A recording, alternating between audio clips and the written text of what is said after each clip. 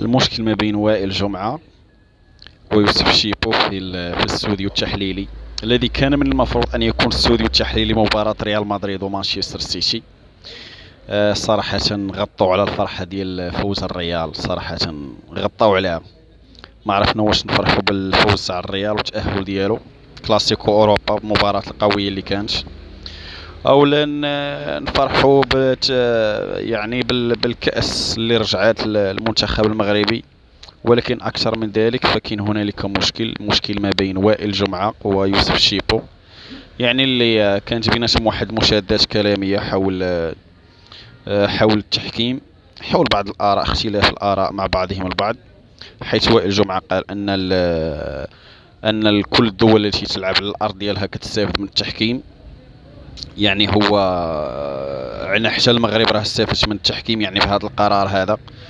ولكن حتى يوسف شيبو ما رضاش بهذه الكلمة هذه ورد عليه، يعني رد اللي كان يعني ما كيدخلش داخل اطار لغة الخشب، يعني رد عليه بلغة يعني اللغة العادية العامية. وحتى هو ما تقبلش هذا الموضوع هذا. ولكن صراحة الإخوان، شنو بان لكم نتوما في هذا الشيء هذا؟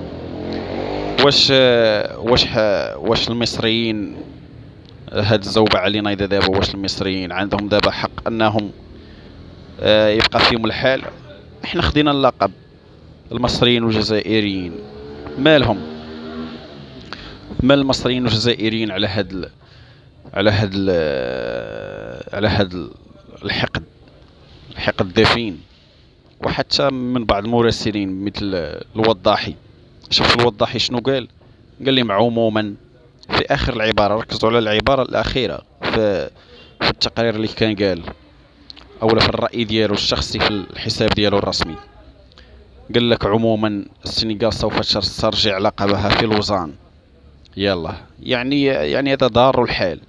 وما شفتيش نتايا، ما شفتيش هذيك المهزله اللي طرات؟ شوف عموما المغرب يستحق كأس افريقيا، ويوسف شيبو اكثر انسان وطني واكثر انسان كيهضر يعني في المنطق. شكرا ليوسف شيبو. وحتى وائل جمعة راه كنظن انه ما قصدش انه المغرب بشكل خصوصي، يعني هو هضر على كل المنتخبات اللي كتنظم عندها الكأس في بلادها انها كتستافد من التحكيم. وهذا هو علاش يوسف شيبو اولا وائل جمعة قال هذا الرأي هذا. ولكن يوسف شيبو كان كيسحب ليه راه داوي على المغرب